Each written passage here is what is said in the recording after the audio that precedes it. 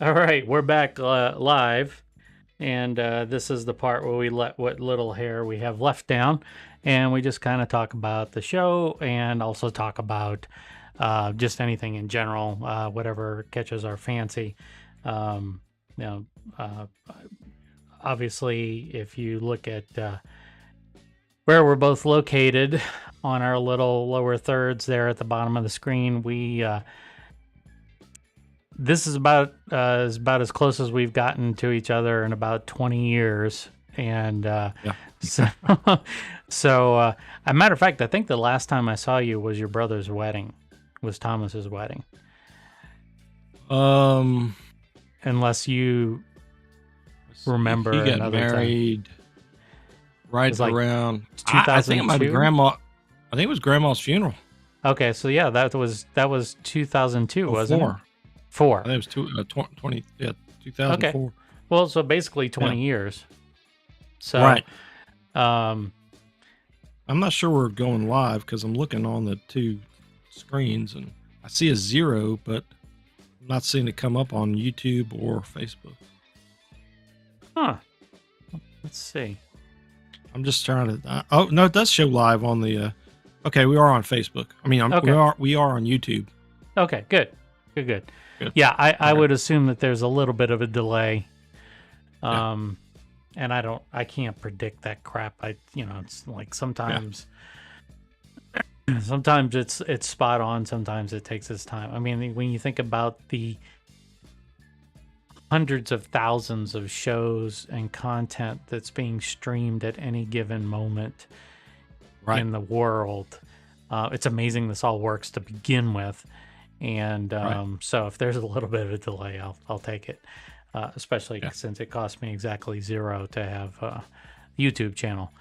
Um, so yeah, I mean, being 2,000 plus miles apart, I think I'd have to look up it on maps or something, but yeah, we're separated by time zones, we're separated by geographies, we're separated by all kinds of differences in availability of products. And I think that's one of the things that makes the show kind of fun, in that Right. we get to, you know, kind of compare. It'd be cool to get in somebody from some other part of the world, but I think that would be almost asking too much. I mean, it's within the past 20 years, it's just gotten to the point where you can get some of the ingredients that I grew up with in Right. Louisiana up here. And so I feel like, and if we start going too far outside, we may be pushing the boundaries a little bit. But Yeah. it's cool though that we've been able to try a lot of this stuff. I mean, and together be able to try a lot of this stuff. I really want to circle back on Boudin. I actually want to look at what was it, the best stops, like their sausages that they've got. Yeah. They I bought their garlic pepper jack sausage, and then there was just a garlic sausage. I bought both of those, but I'm getting kind of poo-pooed on because I'll cook it in the air fryer at home, and the whole house smells like a smokehouse. For Yeah. even with the air fryer being literally right next to the uptake fan for the ventilation fan for the range top, doesn't matter. I mean, that stuff just permeates. And so Yeah.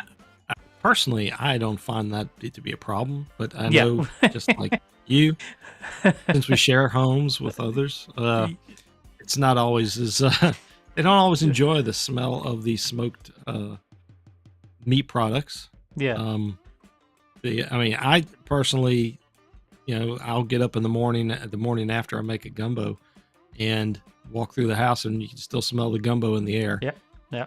I like that. Same thing Yep. with fried chicken. Some people don't care for that as much, but Yeah, and you got to figure by this many years after being married that it's probably not going to change. No, no. But No. yeah, you think about those commercials. Like, I should assume you get them up there too with the scents of the famous hotels. You know, No, I've those. not seen this. What is this? Okay, I think it's the not calling out any particular Chain. I don't want a Motel celebrity. 6 scent. No, no, no. It's always the socialites or the ones who are on what do they call those reality TV shows that they Oh, will like come out the with their little Housewives scents. of whatever. Right. Yeah. Yeah, or the Kardashians or something. Yeah. They've got these people that are associated with them, and they come out with, we got the new scent. It smells like some fancy hotel somewhere. And they sit in the living room and they go, and I'm thinking, I don't really want my house to smell like a hotel, whether it's a fancy hotel or a cheap hotel. Yeah. Yeah. If you It's go to me. if you do have the Motel 6 scent, it's gonna smell Yeah. like bleach. You know, Yeah. it's pretty much it. We were talking about Laplace. Go ahead. Yeah, no, it's not to knock Motel 6. Well, no, I am knocking you, No. but you know, I haven't stayed at a Motel 6 since I moved out to the West Coast. So Yeah. I don't care if they're gonna leave the light on for me or not. There's a hotel we stayed at in Laplace that I won't mention the names because we still have had good service from them. But it was on that trip that I was telling you about this morning about the festival, or not the festival of the bonfires, but a Christmas trip out to Vacherie. And we got there and we pulled the covers down and kept smelling on the particular bed that I was on, and we were trying to let the I was calling the desk to ask for a different room, or at least another set of sheets. And so you don't mind if I cuss, do you? No. Okay, so anyway, I'm trying to describe to this woman what the in nice terms You said it smelled like that shit. it doesn't smell. I said it smelled like ass. Oh, that's She's like, well. That's yeah. that's not good either. No, I said it smelled like ass, and she says, "Well, sir, we don't have any other rooms." So I think I pulled another blanket out of the closet and just slept on top that night. But they comped us the room, actually, I think. And so the next day, so we got a free room for the future. And they've been better since then. We took a chance. Actually, we went back there because of, like we talked about, with a lot of floods that they had undergone. That some of the, and this is all pre-COVID too. So anyway, yeah, just kind of on that. So I don't want that smell either in my house. I'll take the fried chicken or the gumbo, or the Or the smokehouse. Yeah. Yeah, boudin anytime. Yeah, me too. And it's tough because I think that if the smell was there when I cooked it and then it dissipated pretty quickly, I think the missus would be okay with it. But it does linger, which again I'm totally fine with. I could smell like post oak or mesquite or well, hickory is a little bit too pungent for me, but those kinds of flavors I enjoy. I don't know why. I mean, actually, so we've got the turkey from Popeyes for this week, and it's been so cold here that we've left it outside, and it's still frozen solid. And it's been, when did I get that? Wednesday? Thursday? Wednesday? I don't remember. Yeah, you sent me a message. It was like in midweek, yeah. Yeah. So I'm like, where am I going to put this? We don't have any space in our freezer. Yeah. And then I looked at the forecast for the next week. I was like, I don't need a freezer. It's outside. Yeah. And we get our milk delivered, so we have this insulated metal box that sits out front our front door, and the turkey just fits inside this box. And so we've left it in there, and it keeps the critters away. And Just hope the not that they neighbors didn't see you put it in there. Yeah, well, I haven't checked it recently. It was there on Thursday when we got our food and milk delivery, so I'm hoping it's still around. That would be kind of funny, porch pirate, and they're taking a turkey. But well, never know. Yeah, so, you never know. I've seen people around Louisiana buying that. I actually have seen for sale here, but I've never gotten one. So what is the distinctive about their turkey? Is it a fried turkey basically? It's a baked turkey. It's already pre-cooked. Really? Yeah. It's at least the one that I saw. I didn't even bother looking at the directions that they provided. But what I've read online is that you thaw it up to, just above refrigeration temperature, and then you toss it in the oven. And the cook time is only like 2 hours, so it can't be. Yeah. It's not something that you have to cook all the way through, and there's no stuffing inside or anything like that. But I think, honestly, it's just brined, a la Popeyes style, like what they do with their chicken breasts for their sandwiches. Yeah. And then it's seasoned with their spices, whatever that spice mix is. So the outside is patted down with that flavoring. So I'll be really curious to see how that ends up tasting. So you haven't done that before. This is the first time? Yeah, first time. Okay. And I'm going to do it in the green egg. So I got to go get some charcoal actually, but because the green egg takes that kind of that premium lump charcoal, right? It's not the briquettes. You don't use the briquettes in there, but it's a chunk of hardwood or whatever. Yeah, it's hardwood. Yeah. And I'll do that, and then I think I'm on the fence. I was talking to my dad, and he said something about mesquite, and I thought that might be a little bit too pungent for because turkey really does absorb smoke flavor very easily, but like an apple or a cherry, where you get some of the sweetness, it blew my mind when I put the two smokes side by side, and people would say, well, apple wood and cherry wood, that those have a sweetness to them. And I'm going, it's smoke, man. You can't tell me it's sweet.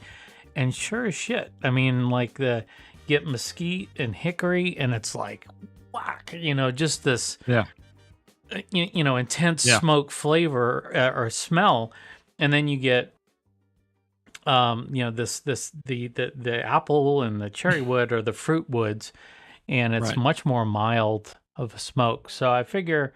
What I'm going to do is I've got a all-clad pan with a turkey, tray in it. And I think they say cover it for like the first hour, I guess, to crisp it up a little bit. Maybe essentially cook it or warm it all the way through, right? Yeah. Right. And then you pull off that, and then you pull it off after that, and then I guess it crisps it up. It dries out the outer layer a bit. Yeah.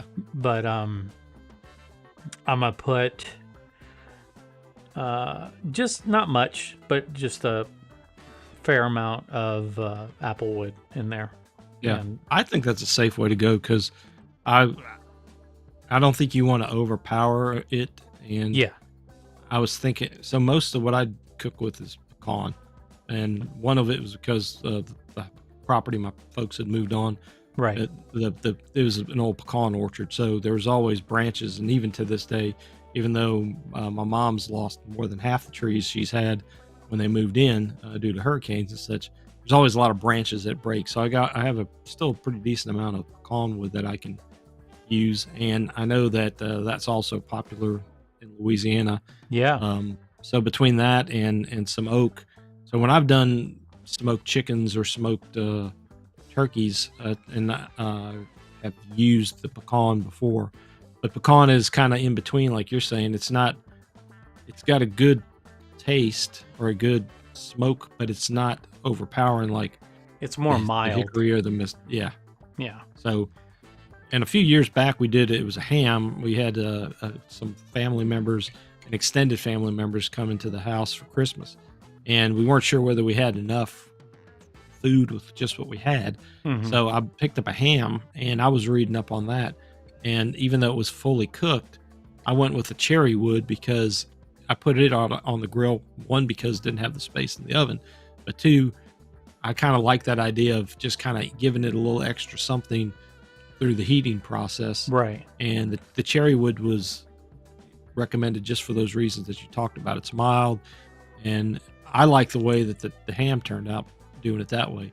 So I Did think it come out good? it came out good. Yeah. So I think that, yeah, with what you're talking about is definitely a good way to go. I'd be interested to see. We have typically, when we first got married, we had a coworker that gave Astra a recipe for an old style brown paper bag turkey, baked turkey recipe. And what it is you rub the whole thing down with, well, you make a paste with paprika and olive oil. No, peanut oil. I'm sorry. Peanut oil and paprika. Okay. And then you season it. And of course, it just had salt, pepper. And I wasn't going to just do that. So I did salt, pepper, granulated garlic, a little cayenne, some paprika, some a little dash of poultry seasoning, and put all that together. And then you made that paste with the paprika and the peanut oil, and you just covered it, and then you coat the inside of the bag. Because that was my concern, was putting a piece of paper in the oven, whether it would just ignite. And over time. But with that coating, we've done it. We've been married 24 years, and so we've done it 22 years. Part of the reason is that one year the oven broke and we went to my sister-in-law's, and then the next year we went to my mom's because we had never gone once we got married. But so we're going to be doing our 22nd turkey, and we just do the breast because everybody else isn't as fond of all the dark extras. Meat. Oh yeah, the extras. Yeah. Yeah. I can only eat so much. Yeah. Yeah. Yeah. But I think it maybe gives it sort of some of the quality you might get when they fry it in peanut oil, is maybe my guess. But it always ends up, we got a good gravy that comes with it. Yeah. From all that, and we've been pretty pleased with it. So that's what we're going to continue the tradition. Are you going to have anybody over this weekend? Just my mother-in-law and father-in-law. Okay. My mom goes to my sister's because we kind of split that up in the beginning when there was a lot more on either side. And so and some of her kids, I think, are coming back in town from college. And so it'll be the four of us and some of my brother-in-laws, and they've gone and with their families or second families, they've gone and kind of do their own thing. So we end up doing the six of us here, and we may still end up with one or two that show up, but that's usually what we just kind of bank on at this point. And it makes it kind of a nice, not too crazy. How many kids does your sister have? She's got 4, 3 girls and a boy. Damn. Yeah. I didn't know that. Yeah. I haven't seen Elizabeth in eons. 20 years. Yeah, it might have been the last time you saw me. Yeah, might have been Mama's funeral. And she would have only had 2 kids at that point. She's got 4 kids, and they're all college age? No, one's 8th grade, but 3 of them are college age. Actually, one's in graduate school. The oldest is studying physics, PhD. Oh, you feel old now, huh? Yeah, I do. As if my my doctor visits don't make me feel old enough. That's to hear that. I mean, wow. And then your brother, he's not going to be outdone. You kind of came up short with 2. Yeah, I started a little late too, but Yeah. but he started. He had about a 5 year head start on me, age wise. Yeah. And it's interesting because they all seem to, at least the pictures I've seen, they all seem to have Molly's hair. Yeah. Like a red hair, it's just right. Wow. There's 2 of them that have darker hair. Yeah. Yeah. But I mean, I think that's also, we've got some of the English Irish in us too that I think contribute to that. Yeah. Uncle Paul had sort of a reddish hair, and some of it, I think, who was it? Randy, our cousin Randy. His hair is red too. Yeah.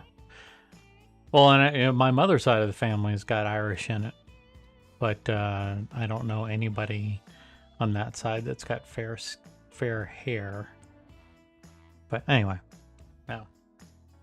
that's just kind of the whole. We may not have paid attention to every single thing in school, but that whole be fruitful and multiply thing. The Hubbles are pretty good at that. Yeah. Yeah. I mean, we all stemmed from back in the 1600s coming over, and pretty much if you can dig back far enough, you can find that we're all, even if some of them spell it wrong with, like the telescope spells it, that we're all related one way or the other. And like I said, doing the DNA testing stuff that I've done with Ancestry, initially I wasn't getting a lot of hits on some of the distant Hubbles. Mm-hmm. But I'm ended up showing that, we're all together. So we come by it legitimately with that. So the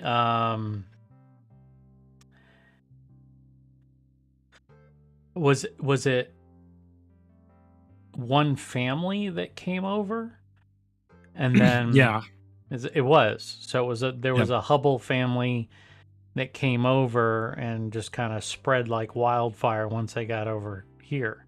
Yeah, it's like 1698. Richard Hubble.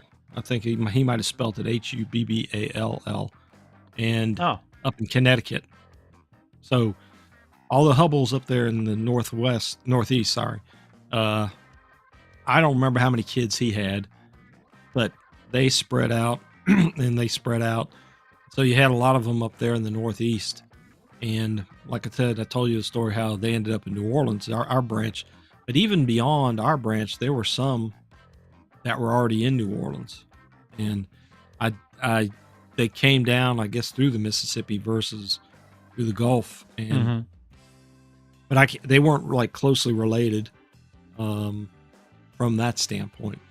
And what was interesting too is when here in Mobile, even went, and I told you we have some connection between our ancestor coming here to get married and then going back to New Orleans, but we went to years ago. Elizabeth and I went to the Mobile Museum, History Museum, and they have all kind of things back from the 1700s through present day. And what was interesting is there was wasn't really a coupon, but it was like a voucher saying it was to give an enslaved girl permission to go and stay at another household for the night, and it was signed by somebody Hubble, spelled our way. And I was like, crap, I've never heard of this person. And so I looked it up, and it wasn't our direct branch. It was somebody off on one of the sides, but they actually lived in Pensacola. And so he had apparently Pensacola and Mobile connections. And then if you go back and trace him, he was up from like New York or Connecticut and had come down, and I think he married a wealthy woman. So once again, it wasn't our branch of the family that that had any of that tie-in. We got the good food and the heart problems.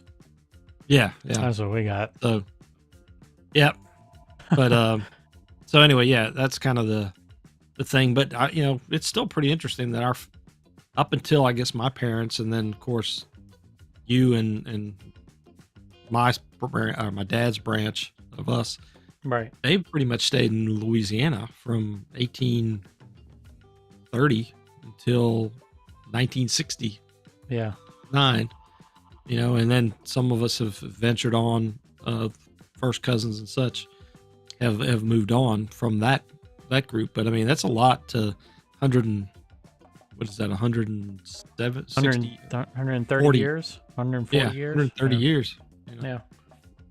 So, and even then, some of them, like I said, if you see them in Baton Rouge or New Orleans, you may not even think they're related. But all you have to do is just dig a little bit further back. Yeah. Would you ever contemplate moving back? Astrid asked me that one time, and because she's from Germany, so Right. I don't know. While I like a lot of obviously the food and the culture and the history, I also see a lot of the issues, which may be no different than what we have here in Mobile. And so I don't know whether or not I would really do that. I would like to think maybe a second home would be nice, Well, like Dee and Ronald's old fishing camp. Did you ever go there? Yeah, well, we visited one time right after they bought it. Yeah. Yeah. My friends up in Vacherie made a comment when you can get your house out here and you can sell your jellies and all that. And I don't think Astrid really looked at that as a nice retirement plan for me. Just down the road from Norco. Yeah. Yeah. So, but when you hear about and you think about the fun things that folks get to do with the hunting and fishing and the and some of the cultural things and even though the family's spread out, there's still enough that you can get together and see. I guess the good thing about Mobile is that I'm only an hour and a half to 3 hours away, depending on what part of the state I'm trying to get to. Right. And in a lot of cases, some people have even made the comment that, well, Mobile is kind of like an extension of, the North Shore. I mean, we are across the lake, Yeah. depending on where you're at. Yeah. So, yeah. and we've got a lot of the same culture with the French and the Catholic here. Yeah. And so, other than the Roll Tide stuff, it's I guess I haven't seen as much reason to. I like the accessibilities to some things, but even like you talked about, some of that's even becoming more accessible now, just through technology and infrastructure and such. Yeah, I mean, I can. You said it very adeptly, and I would say big fat no. And the reason is actually quite simple. I'm married, and I have a wife who's got a job at a really nice tech company that if we were to move to New Orleans, she would lose that job. Me doing what I'm doing right now, I could pretty much do anywhere. Right. And that would be the only benefit, is that I would be able to get a ton of B-roll just by driving around the state. And if I wanted to go do an episode in McElhenney or go to Avery Island or whatever, I coid do that. Right. I mean, I could just drive there and do the episode. But the reason, when I fantasize or romanticize New Orleans and Louisiana, and this is really, I will say this much. I do miss my family, my friends, food for sure, culture for sure. But there are some things that have just not changed in that state since I was a kid, and probably beforehand. But I mean, just the political climate alone is just enough to, I remember when I worked on the Harrah's Casino project right before I moved away. And I remember that project was largely in jeopardy because the city wanted to know what kind of kickback they were going to get for allowing the casino to operate in the city. And I thought that was like, damn, that's extortion. I mean, it's like, you want to do business on our city, you have to give us a cut. I mean, it basically sounds like organized crime that is sanctioned somehow by the governmental system that exists there. And since then, and I don't know if this was that. I think that was after Morial. I can't recall if he was still mayor then or not, because that would have been early 90s. About Mark, not Dutch, but Mark Morial. Yeah. You know, that office has been a joke since I was a kid.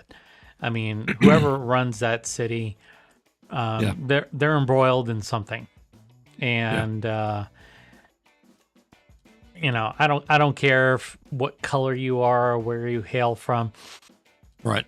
You know, the Landrew family is not is not one to be just exonerated because they're a bunch of white folks that have been contributing to the city and to the state. They have their skeletons in the closet. Right. I'm almost certain of that. And Mitch doing his stupid thing of pulling down the statues, you know, that was the kind of stuff that made me. We did that to Saddam Hussein when we toppled his country, right? Yeah. That made sense. You know, to go after Beauregard and go after Lee and, Jesus, you know, just renaming Aunt Jemima, you know, all this stuff. And it turns out that the family of Aunt Jemima was pretty pissed off about it when they were told that her likeness was no longer going to be used. I think he was. I don't know if it was him trying to appease the majority population in New Orleans by doing this, but it ended up creating a lot more infighting amongst the residents of the city than necessary, right? Because of his desire to look like a savior to the people that elected him. And that has gone on for time and time again. I mean, you go back to Edwards and the governor. I mean, the only governor I thought that was even remotely, I don't know if he was scot-free clean, but was Dave Treen. Yeah, that's been a long time. Yeah, it's been a long time. And then of course it was Edwards, and then the joke with what's his face, the KKK guy, David Duke. Duke, yeah. You know, we were the laughing stock of the country, and it's like, So for me, I can brush that stuff off. I don't really care about that so much. But I did. One of the reasons that I left New Orleans was because of the job opportunities. But I also felt like New Orleans was always treated like an underdog. Like it never received due credit, and maybe rightly so, in terms of the way that the city was managed and governed. Maybe we deserved to be treated as second-class cities within the United States. You know, it used to bum me out, for instance, if this is going to sound really petty, but when you're a young kid and you're trying to be proud of where you live, when the weather map would come on the screen, you know, like if you're looking at the national weather, and you'd have Dallas and you'd have Houston, and then it would go to Jacksonville. and this whole area around here was just like, you know, it just wasn't, it was something that was petty, but I was also a kid, so I can be petty. If I'm petty now, that's just a personality trait of mine. But I feel like that, you know, New Orleans, they have this rich history, and they have it to spite themselves, and Yeah. that's the unfortunate part, is that, we talked about this. I've said this multiple times on the show so far. I don't understand people who talk down to people who try to understand our culture, or through our food predominantly.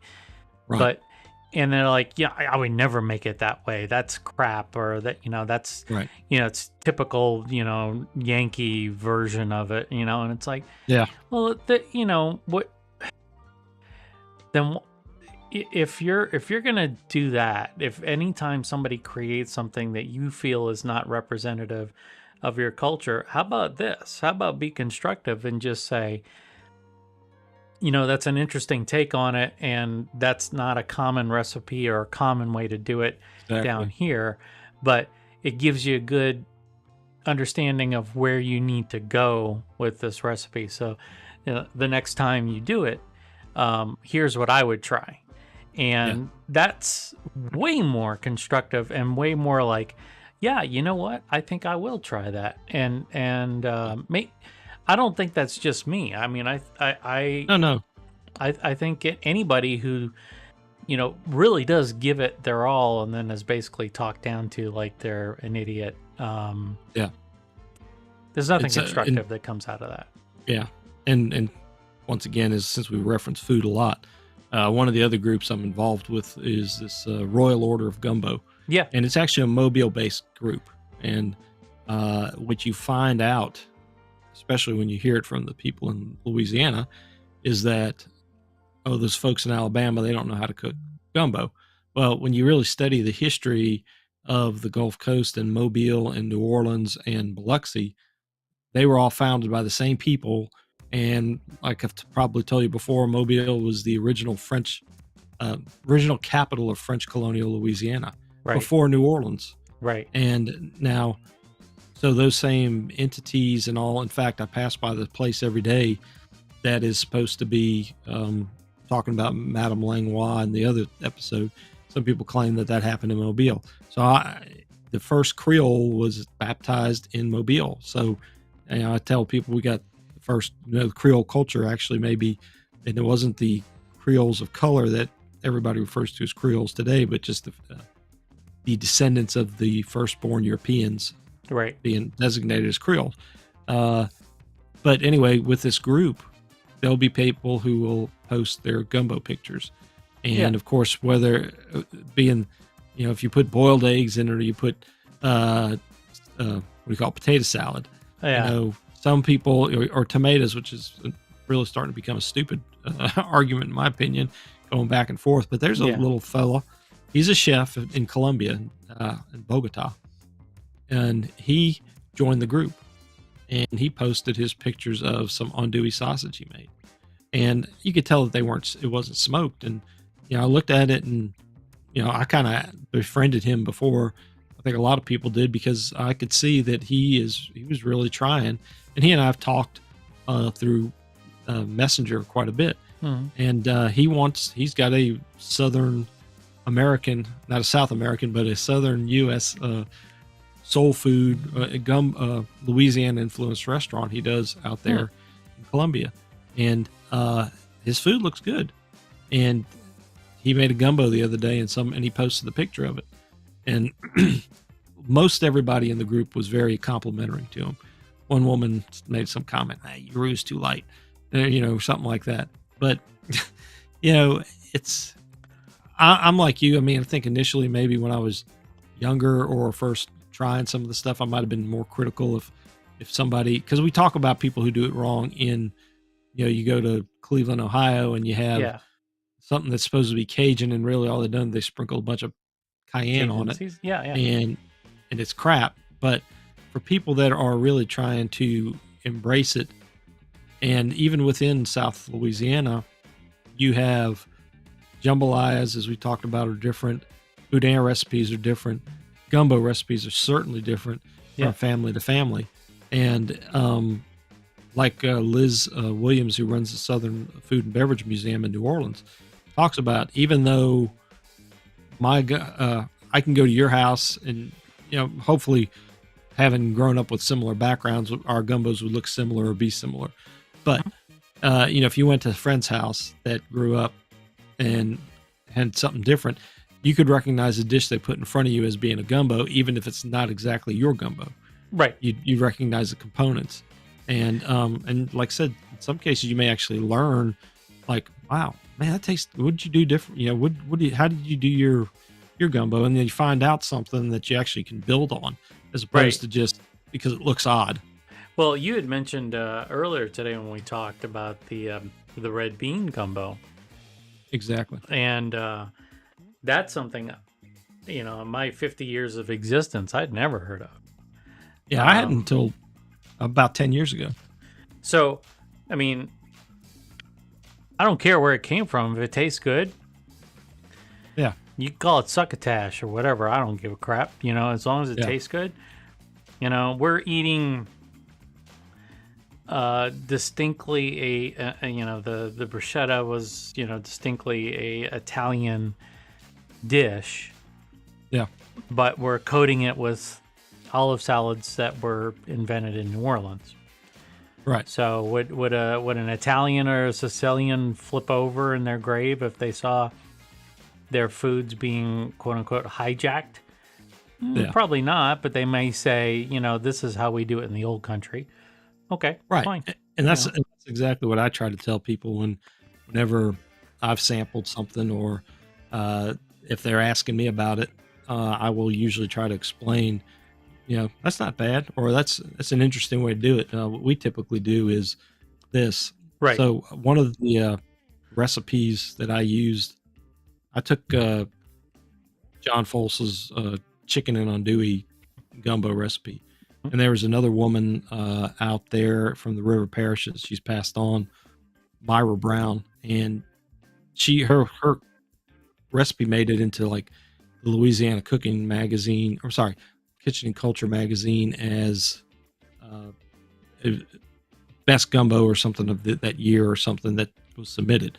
And she had some techniques where she used like smoked turkey necks, and she browned her meat in a certain way. So I basically kind of looked at his and looked at hers, and I kind of combined them into, what I'm calling mine, or the style I do with it. Right. And our cousin Paul III, his son, was looking for a recipe, and I kind of had written my notes down before, and I gave it to him, said, here, this is what I usually do. Well, he's made it, I think he told me the other day, he's made it like 8 or 9 times. Wow. And he just keeps going back to it. And it's not anything that I did. It's just that I kind of put some steps in there that I think these together. were right. Yeah. And so a coworker, she grew up in South Alabama, and African-American family. And she wanted to do a chicken gumbo, but she wanted to include okra with it, which this one is just more of a filet gumbo. Okay. So what I did is I gave her that same recipe, but I also had another one that I found that was chicken and okra. And so she and I talked some at work, and I gave her some suggestions on how I would do it if I was doing okra. So last weekend she cooked it, and one of the people at work was commenting, okay, bring some samples in Monday. Well, it turns out she didn't have any samples left because they ended up eating it all. And she said she got compliments from her mom and her husband.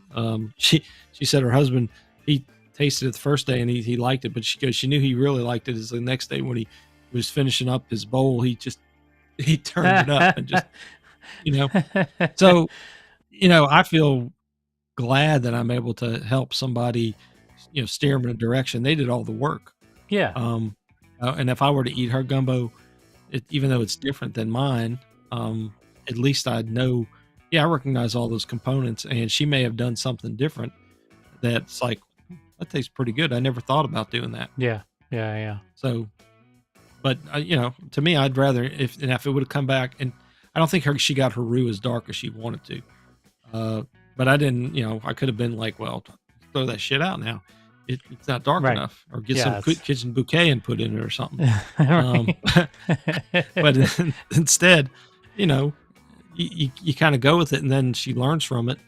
And now she knows she likes it and what it turns out like. And I think I haven't suggested, well, maybe doing instead of 20, 30 minutes for your roux, maybe add another 10 minutes and just, just take it slow Just and darken it a little bit more. Yeah. yeah, darken it a little bit.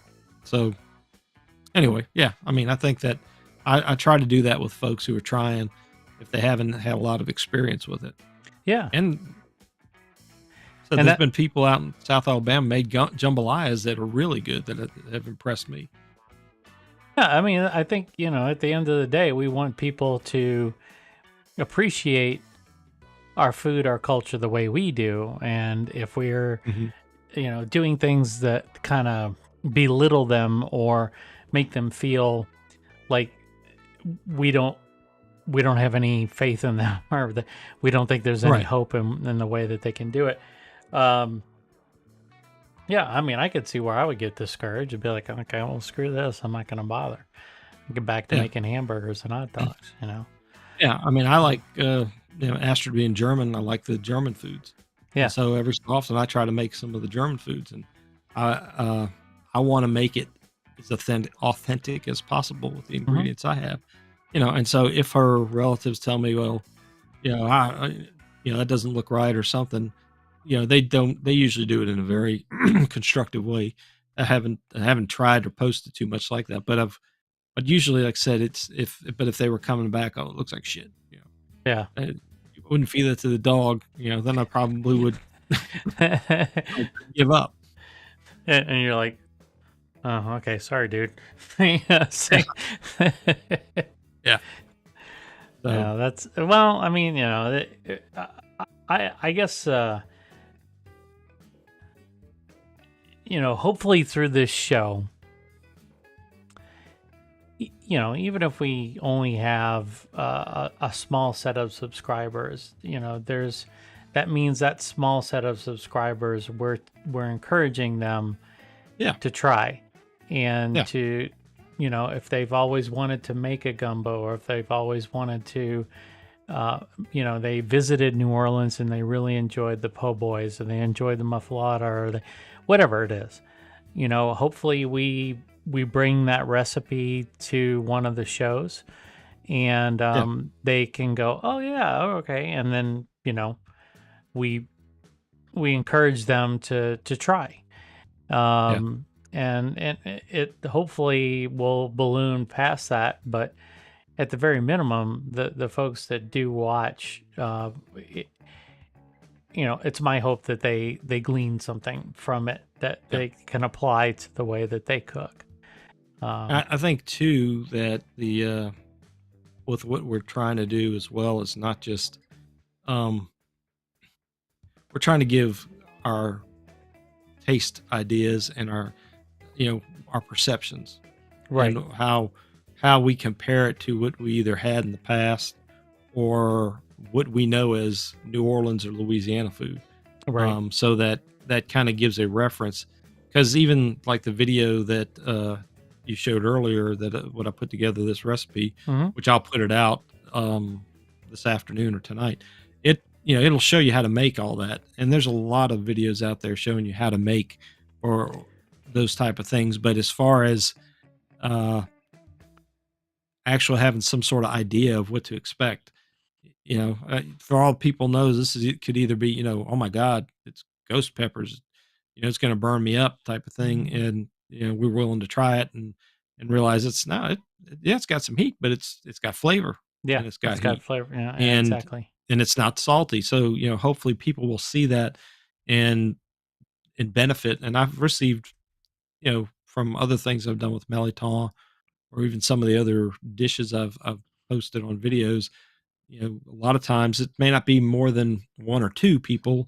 out of maybe a couple hundred that watch it.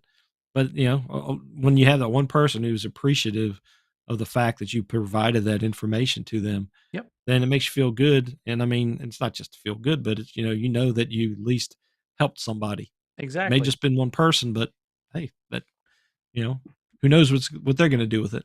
Well, yeah, and it's one person more than you'd helped before, right? Yeah. So, the nice thing about what we're doing is we have a platform. We have a way for us to express through our our own personal experiences and new experiences, uh, our perception on life, food, Mhm. culture in Louisiana, and it's nice, like for the after show, which we should be wrapping up pretty soon here. But for the after show in particular, um, I hope that the people who do watch it get a chance to kind of see what's really going on with New Orleans, the culture, the Yeah. food, Southeast Louisiana, um, all those things that we're bringing to light. They are learning from and hopefully Yeah. appreciating a little bit more than they did before. And then, if it ends up being something that is a step off point for that particular person, so that they want to learn more, and Right. we through the links and everything on YouTube and Facebook give them other conduits for Yeah. information. Hopefully we'll spark on some. Yeah, I know that, for instance, I'm talking to the Biscoli folks. I would love to see some of the restaurants picking up this olive salad to Oh yeah. do these kinds of dishes. So if they're, interested in getting involved in, wholesale applications, I'm sure there's at least a half dozen, maybe even more restaurants in the area that'd be willing to give these a try right away. And then Yeah. other restaurants would probably fall in line once they tasted something that was made with these olive salads. So, if that's the way, if it's kind of guerrilla warfare when it comes to spreading the word, um, Yeah. then it is. And we'll just say, bless your heart. Well, we can't say that because we sound a little light in the foot when we say it. But, Yeah. uh, as far as I, I, I really do feel like there's a lot of information that's either misrepresented or not represented that we have the ability to set the record straight on. And through a lot of the research that you've done and a lot of the background, you know, information about the family, but also the region, I think is going to be instrumental in helping educate people as a whole, as to what is really the Cajun lifestyle, Cajun cooking, Cajun culture. Yeah. Yeah. Yeah. And I think a lot of what, and like what you were talking about with the New Orleans politics in that particular episode with the removal of statues and Yeah. such. You know, I think that what the other thing people have to, I reference a lot of times the folks on social media who talk about I always call New Orleans is my spirit animal. I want to live Right. there. I fell in love. It's carefree and all. And, you got to remind them, well, have you seen the sewer and water board? Have you seen the floods? Have you seen all these other things? And I mean, it's, there's the good and there's the bad. And then, Yeah. and my take on that particular instant is that I think that it should have been better balanced from a standpoint of, okay, if the majority truly feels that way as far as changing the landscape, if you will, there by those by that removal, why not put it up to a vote or something, or have Was a it? have another plan as opposed to just doing, just go ahead and doing it in the dead of the night or so, Well, eh, that's probably another. post-show discussion. Yeah, right, Because right. But I don't look. You know what? I'll make my political affiliations known. This whole thing about you don't talk about politics. You know what? It's my goddamn show. So yeah, I'm going to talk about whatever the hell I want. And if you don't like it, you can hit the stop button or go off yeah, onto another show. That's fine. But I feel like there's a ton of misinformation that's out there. In particular, I scratch my head. I continue to scratch my head on why people vote for who they vote for New yeah. Orleans mayor. I'm just going, and then the people that vote again for a second term, and you're just like, they kind of screwed up the first term, and you're willing to give them a second chance. And I'm sorry, a lot of it is because of the color of their skin, and that's unfortunate because that's been the overriding issue, and I'm not saying that is a de facto standard, but you can't tell me that in every election in New Orleans for mayor or for any elected office that 100% of the time the qualified person was elected. You can't tell me I think that. you can probably say that in a lot of states and Yeah. cities across the United States. Right. Right. Yeah, So it's but yeah, again, this is probably for another show, but I do yeah. feel like at the very minimum, you're right. These people who say, yeah, like that you said, they call it their spirit animal. It's like, you don't know what the hell you're talking about. All it's going to take is one mugging episode when you're, stumbling back from Frenchman Street to your flat in the French Quarter, where you oh, get mugged. I don't know if I told you this story.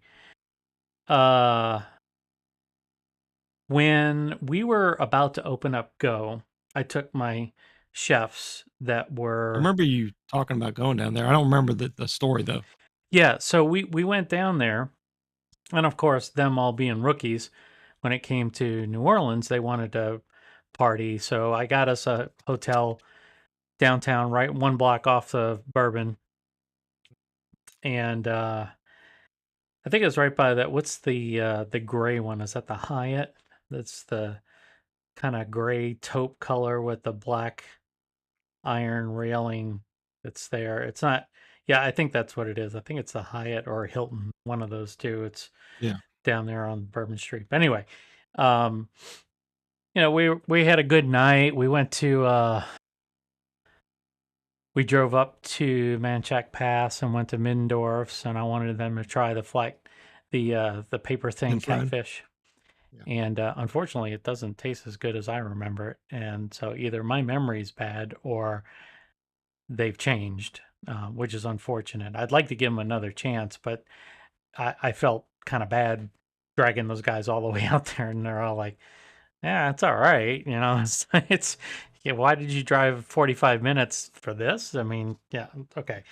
But anyway, we came back to New Orleans, and they wanted to have fun and party. I'm like, okay, fine. And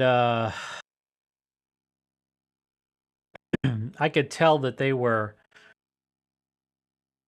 reaching the point where they had probably hit their limits, Hmm. but being as if they were in Vegas, they decided to push those limits, and I knew that's where things were headed. When they started doing body shots off of bartenders, I was like, okay, this is my cue to check out. And so I Yeah. said, you know what, guys, I'm gonna head back to the hotel. I'm kind of wiped out, all the driving and everything I did today. So um, just do this. Do not go more than one block off Bourbon Street, and do not stay out past midnight. I feel like it's like that, that movie Gremlins, don't feed them Yeah. after Yeah. midnight. Uh huh. Uh, I said, don't stay out past midnight, and whatever you do, don't engage anybody that you don't recognize, and certainly don't cause any kind of fighting or anything like that. Just keep to Yeah. yourself, have a good time, but get your ass back to the hotel by midnight. Trust me on this. Yeah. And 2 o'clock in the morning rolls around, and I'm laying in bed, and I see them stumbling in. And one of the chefs, he's like, I think we just got mugged. And I'm like, you think? You think or you know? He's like, well, we got surrounded by these three girls and they started patting us down.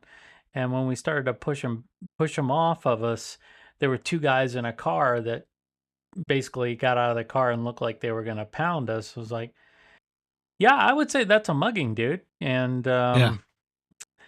what what time is it? He goes, it's 2:30. Like, yeah, what time did I tell you to get back here? Midnight. All right. Well, it's a good thing you already have the job, because if this was prior to your me offering you the job, I'd probably say, yeah, no, Yeah. this is not going to work out. Because Yeah. I'm just a freaking idiot. It's just like, they're, I have lots of family that will not go into New Orleans. Yeah. They just simply won't go. Yeah. And granted, they are older, but they're just tired of it. They're tired of the BS, the high Yeah. prices, the rowdy tourists, the lack of police presence, and the general unlawfulness of the French Quarter area all the way down to the river. Yeah. Man, Canal Street is a fucking pit. Oh my God. It's like you walk up and down Canal Street, like from Bourbon down to the foot of Canal Street. Yeah. Oh God, it's terrible. It's terrible. And you're going, no wonder why nobody wants to come downtown. Yeah. It's We Yeah, I was gonna say the last time we really went, we always did it in the daytime because we actually had the kids with us, and when yeah, Astrid's brother came from Germany, we met her. She's got a half brother on from one parent and a half sister on the other side. So okay, we all kind of went to New Orleans because he wanted to see New Orleans. And we felt it was better in a group setting. And so, yeah, we did some of the things like the aquarium that was kid friendly. Oh, we yep, walked up and down parts of the French Quarter, hmm, went to St. Louis Cathedral, but yeah, to certain, my sister in law was her husband works at one of the restaurants out there. He had to go to work at 2 o'clock in the afternoon, hmm, so she was going to go back to where her car was in the parking lot. And I'm trying to remember. I don't think we brought her, but anyway, she's just walking off with the two kids and going down there, and I'm kind of like watching to make sure because it was just a block or so over. It was the middle of the day, but right, it was Canal, but that was probably the last time we were really walking on Canal. But just to drive down it, you see the pictures of when in the 40s and 50s. I yeah, think Amy worked down on Canal Street for years. And you see those old pictures, and they seem to be so idealized yeah, with, everything was just wonderful there. And yeah, then you drive down it for the last 30 years or so, and it's just like, man, it's like shit. yeah. And, It's terrible. and yeah. So, It's it's terrible. but I mean, I think there's also, like you say, there's that mentality of people visiting, anything goes, and so they'll go and they'll do things in New Orleans that they won't do in their own home. What if right. we went what if we went to your city and did that stuff? But Well, in when I started Seattle, you can go and shoot up in public, and it's okay. yeah. But So, that's a but whole just nother yeah, just to discussion. kind of close on that whole subject on, when I started reading about a little bit more on New Orleans history, even going back to the early days when it was founded, there's always been sort of the culture and class of people that sort of appeal to that kind of roguishness, and it's not even Seedy rogues underbelly. anymore. It's This is seedy underbelly. I mean, Storyville. yeah, That, yeah, yeah. I mean, don't get me wrong. It's not like, again, I don't fantasize or romanticize the good old days, because the good old days have always been kind of sketch. yeah, Which, that's just that's just the way it is, and that's fine. But it's one thing when you're dealing with vagrants and people that are generally unpleasant to be around, and it's another thing when you're dealing with people who stick guns in your faces and are willing to rob you and kill you at the same time. That's something that I found remarkable, that people accepted that. And like when they give the statistics, it's usually New Orleans and Detroit seem to be on this Yeah. perpetual race to the bottom, who has the highest per capita murder rate. And that's nothing to be proud of. It really isn't. And no wonder why it scares people away. And you think New Orleans has, I mean, its primary industry is tourism. Yeah. And it just seems like I don't know. It just seems like they don't necessarily have the citizens' well, I know they don't have the citizens' best interest at heart. Just again, water board, sewage and water board, the drainage pumps, um, Yeah. the potholes being like a Volkswagen Fahrvergnügen test track. It's just you want to throw out your suspension, just go down any road, in kind of central city, and it's Yeah. terrible, absolutely terrible. So, Yep. but we're not going to be able to solve their problems, unfortunately. No. But we can enjoy the food. Just try to keep the good cultural, the positive or the favorable things, share that and have people look at that. But just Yeah, realize and there's two sides of the coin. sure, and to anybody who's watching, well, there's only a couple of folks watching right now, but anybody that's catching us on the replay, it's not that we're dissing New Orleans. I truly do love that city, and I am still proud to call it home. Mhm. Southeast Louisiana in general, home. It is a very distinct culture, very unique, and something that in my many travels around the world, I've never encountered in such a small area of diversification in with cultures and food types. So I'm proud that way. I and I'm frankly, I'm glad I was born there, because there's a lot of people that never understand or never go to New Orleans, and that's fine. You don't have to, but please don't think it's like Las Vegas. It's not. Las Vegas has Yeah. no culture, no history. I mean, it's got a history, but it's Old West history. This is New Orleans history dates back into the middle, 1700s. what, 1500s or so. Well, I mean, established colonization would have been 1700s, but yeah, they would have had the Spaniards and other folks who've gone through there. Yeah, And then, of course, you had the Native Americans there that sure, had their own histories. sure. So, So I mean, it's rich with history, and now that I'm learning more and more about it, even though I was taught it in school, I clearly did not pay attention. But I feel like, for those people that are willing to give it a try, I don't think they'll be disappointed. But it is like any other place. If you're new to the area or you're just visiting, just take steps to protect yourself. That's yeah, it. same That's thing it. if you were to come to Mobile or Seattle. I mean, you try to find out from the locals. Um, hey, is this? I mean, even when I moved away to Tallahassee for a while, I just wanted to know where not to take a wrong turn and where to get an apartment and all that. And I think that you need to do your due diligence if you're gonna, even if it's just for a visit. Yeah. You don't want to just, don't think that just because what you see is all happy and joy on the ads and I mean, Right. that's why they want you to come, and they're not going to they're not Right. going to present Exactly. the Exactly. news and the politics to you. But the thing about it is that you just be safe, and it can be very safe as you just follow the rules as Jeremy pointed out. If you follow within these standards, and um, you're most a lot of people don't have anything to worry about. But Yeah, I mean, you I deviate, had a teacher. She was probably in her early 70s when I was in Jesuit. She was an English teacher, and she lived in the French Quarter. She lived on a second floor flat in the French Quarter. She for all intents and purposes, commuted from the French Quarter to Jesuit every day, and that's not, she took No, the it's like bus and took the streetcar. Charlotte. Yeah. Yeah, Streetcar. and she made it every day. Yeah. So it is possible, but just if you need to hit us up on YouTube, Facebook, we'll give you some pointers. Maybe one Yeah. day when we have you know um, we're probably not going to get the mayor's office sponsoring us to come down for a tourism video, but at some point, if we can get down there, we can, point out certain things, and hopefully we get to keep our camera Yeah. equipment when we go out at night.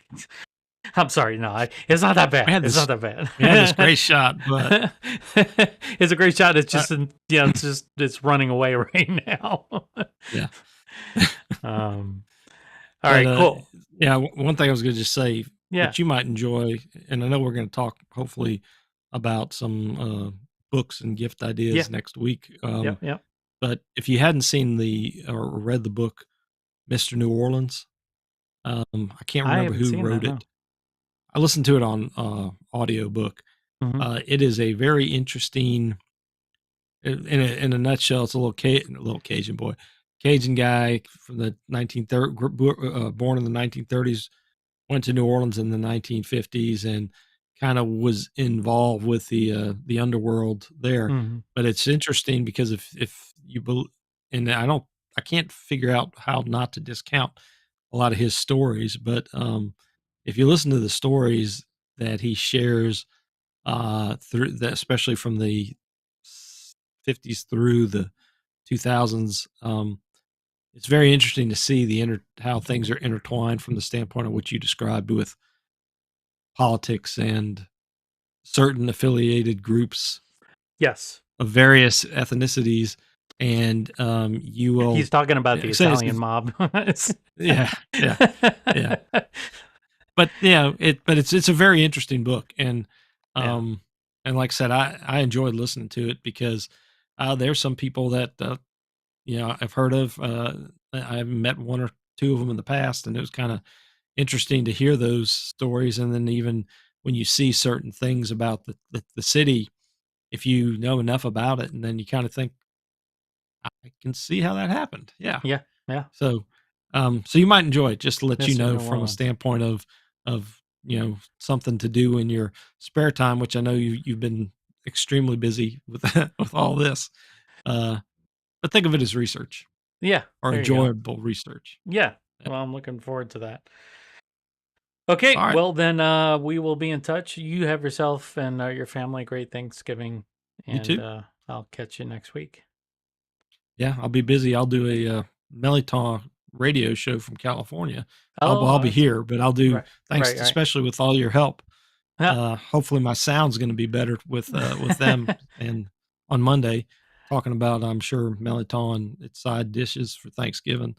All So, right. Well, make sure I'll to let you know share how that that works. on the Rainy Cajun page. Yeah, If it's is it a live episode that people can tune into? they will. Yes, they will. It should be live, and then they'll be available for Like download replay for like a or month. stream. Okay. Yeah. Cool. So, Good but luck. all right. All right, Thank you. man. I'll let you know. Okay. All right. See you, everybody. Take care. All right. Thank y'all.